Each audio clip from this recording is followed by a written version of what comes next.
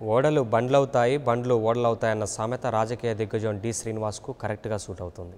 తన రాజకీయ చతురతతో ఢిల్లీ లెవెల్లో చక్రం తిప్పిన నేత ఇప్పుడు గల్లీ లెవెల్లో కూడా తన పరపతిని వాడుకోలేకపోతున్నారు. ఉమ్మడి రాష్ట్రంలో హస్తం పార్టీలో ఓ వెలుగు వెలిగిన డిఎస్ ఇప్పుడు తన ఉనికిని కోల్పోయే పరిస్థితి ఏర్పడింది. ఇంతకాలం ఎంతో కష్టపడి సాధించుకున్న తన రాజకీయ అనుభవం ఇప్పుడు మసకబారుతోంది. ఎందుకో డిఎస్కు వచ్చిన కష్టమేంటి, తన రాజకీయ ఉనికిని కోల్పోవడానికి దారితీసిన కారణాలేంటి?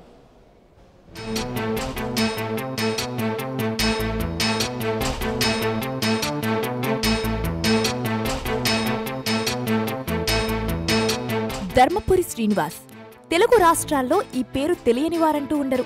నిజామాబాద్ జిల్లా రాజకీయాలతో పాటు ఉమ్మడి రాష్ట్రంలో కాంగ్రెస్ పార్టీలో రాజకీయాలను 3 దశాబ్దాల పాటు శాసించిన నేత.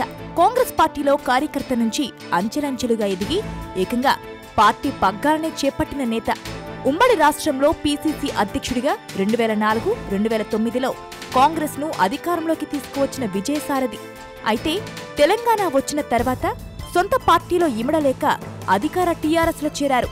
డిఎస్ కు సీఎం కేసీఆర్ ప్రభుత్వ సలహాదారు పదవి కూడా ఇచ్చారు. ఆ తర్వాత రాజ్యసభకు పంపారు. అయితే ఉమ్మడి ఏపీలో అటు రాష్ట్రంతో పాటు ఇటు జిల్లా రాజకీయాల్లో చక్రం తిప్పిన డిఎస్ కు టీఆర్ఎస్ లో అంత ప్రాధాన్యం లేకుండా పోయింది.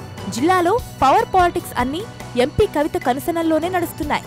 దీంతో ఇప్పుడు డిఎస్ కిమ్మనడం లేదు. ఒకప్పుడు డిఎస్ చెప్పిందే వేదం. అధికారులైనా నేతలైనా ఆయన చెప్పినట్టు నడుచుకోవాల్సిందే. ఇప్పుడంతా కవిత ఆధిపత్యం కొనసాగుతోంది. డిఎస్ అయినా మరొకరైనా కవిత చెప్పినట్లు వినాల్సిందే. టీఆర్ఎస్ లో ప్రాధాన్యత లేకపోవడంతో అటు ఢిల్లీ ఇటు హైదరాబాద్కే ఆయన పరిమితమవుతున్నారు.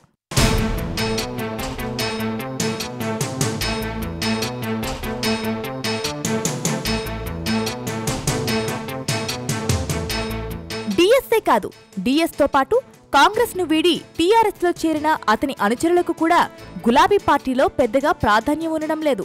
కాంగ్రెస్ అధినాయకురాలు సోనియా గాంధీ, రాహుల్ గాంధీలతో సన్నిహిత సంబంధాలు కొనసాగించిన డిఎస్ కు ఇప్పుడు టీఆర్ఎస్ లో ఒక్కసారిగా ప్రాధాన్యం తగ్గడంతో ఆయన అనుచరుల పరిస్థితి అగమ్యగోచరంగా మారింది. డిఎస్ చెప్పిన పనులు కాక కవితతో చెప్పించుకునే సీన్ లేక వీరి పరిస్థితి అడకత్తెరలో పోకచెక్కచందంగా మారిందనే వార్తలు వినిపిస్తున్నాయి. డిఎస్ ను నమ్ముకున్న చోటామోటా నేతలు టీఆర్ఎస్ జిల్లా కమిటీల్లో జిల్లా స్థాయిలో ఉండే నామినేటెడ్ పదవులపై ఆశలు పెంచుకున్నారు. కానీ ఇప్పుడు కవిత చక్రం తిప్పుతుండటంతో తమ ఆశలు అడియాసలవుతున్నాయని ఆవేదన వ్యక్తం చేస్తున్నారు.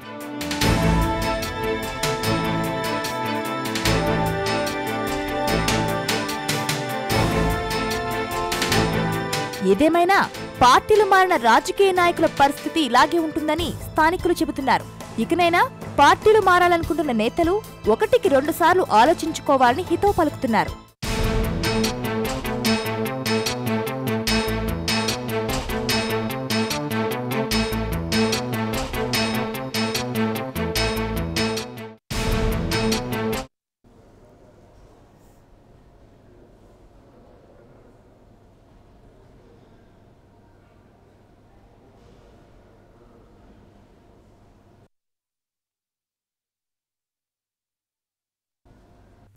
For more updates, please subscribe 99 TV Telugu.